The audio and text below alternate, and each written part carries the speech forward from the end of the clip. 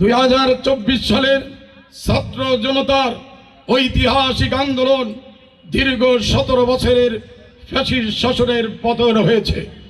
এই দীর্ঘ 17 বছরে স্বৈরাচারী দুঃশাসনে যারা শহীদ হয়েছেন, গুম হয়েছেন, নির্যাতনের শিকার হয়েছেন, তাদের আত্মত্যাগের মধ্যে দিয়েই বাংলাদেশ আজ গণতন্ত্র, ন্যায় বিচার এবং ভোট অধিকারের পথ ফিরে পেয়েছে।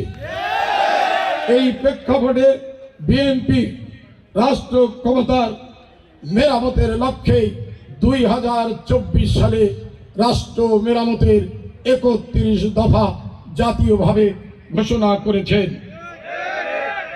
এই 31 দফা রাষ্ট্র সংস্কার শুধু একটি রাজনৈতিক প্রতিশ্রুতি নয়, এটি একটি ন্যায়ভিত্তিক রাষ্ট্র গড়ার সুস্পষ্ট দিক নির্দেশনা।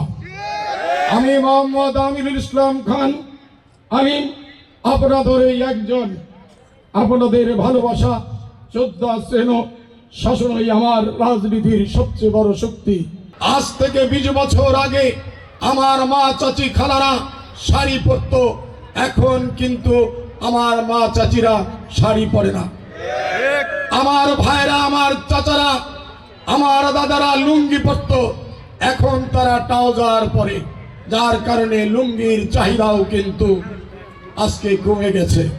কাজেই শাড়ি এবং লুঙ্গির উপর এই এলাকার মানুষ, এই এলাকার তাঁত শিল্প নির্ভরশীল। আমরা বাস্তবতার আলোকে যদি লক্ষ্য না করি, আমরা যদি সেই শাড়ি লুঙ্গিকেই আঁকড়ে রেখে তাঁত শিল্পকে রক্ষা করতে চাই, তাহলে আমাদের এই তাঁত শিল্প রক্ষা করা সম্ভব হবে না। আজকে আমাদের তাঁত শিল্পকে রক্ষা করতে হলে আমাদের উৎপাদন পদ্ধতির এবং উৎপাদিত পণ্যের ভিন্নতা আনতে হবে।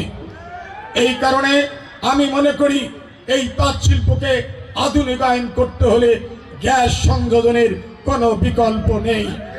তাই আমরা আগামী দিনে ইনশাল্লাহ আমাদের দল নির্বাচিত হলে সায়দাবাদ থেকে এনায়েতপুর পর্যন্ত গ্যাস লাইন সংযোগ করব এবং তাঁতিদেরকে গ্যাস লাইন দিয়ে আধুনিক অন্যান্য পণ্য আমরা উৎপাদনে উৎসাহিত করব।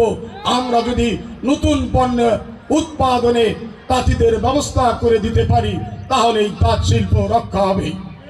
আর অন্যান্য সম্প্রদায়ের জন্য যেমন ব্যাংক রয়েছে, কৃষি ব্যাংক, পিডিবি, অন্যান্য ব্যাংক, কিন্তু তাঁতিদের কোনো ব্যাংক নেই।